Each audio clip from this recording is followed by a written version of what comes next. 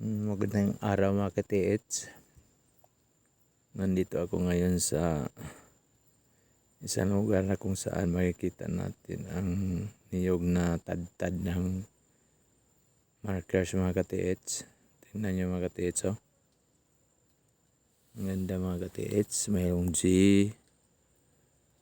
mayroong arrow, mayroong square. Ang dami mga ka-TH, oh. Talaga mga ka-TH na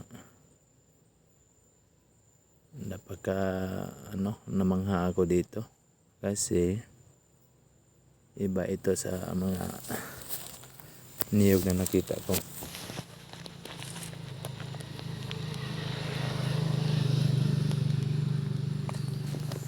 Mga ka-TH, oh. Ganyan mga ka-TH. Ang ganda mga ka-TH. Pero sa akin, ito ay nagpahiwatig na mayroon talagang ibinaon dito. Tad-tad siya ng mga marker mga ka-TH. Mayroon pang ang butas ito sa gilid mga ka-TH, oh. Yan mga ka-TH, yan. So sa harapan nito mga ka-TH, mayroon dito mga bato na dito.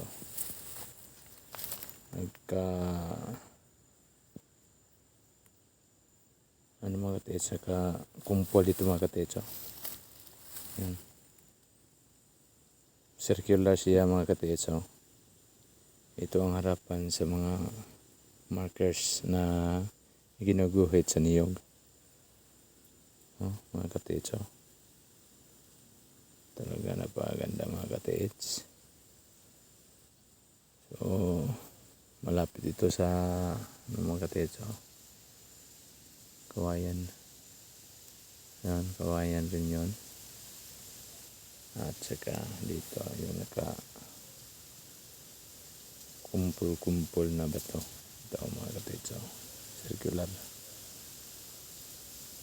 So palagay ko mga ka-TH, talagang meron dito mga ka-TH.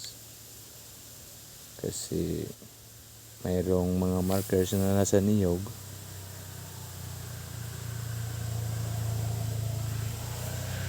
Mayroon ding mga sa harapan ng niyog na may mga markers. Mayroon kumpol ng mga bato ito mga ka-TH. Circular uniform mga ka-TH, so 5 bato na circular ang forma mga ka-TH. So may posibilidad mga ka-TH na mayroong item dito sa gitna.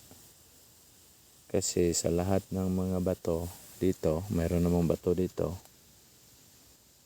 Doon rin meron.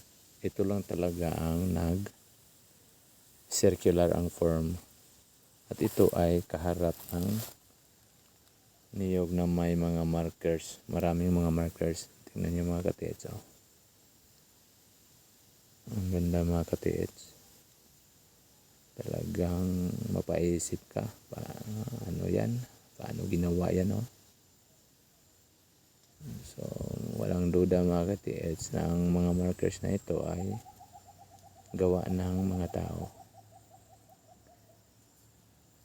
Mga ka-TH, oh.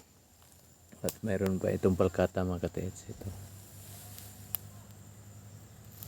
So hanggang dito lang mga ka-TH. Yung hindi pa nakasubscribe sa akin, paki-subscribe para palagi kayong updated sa mga bagong uploads ko. So salamat sa panahon, oras at panonood ninyo. Thank you po.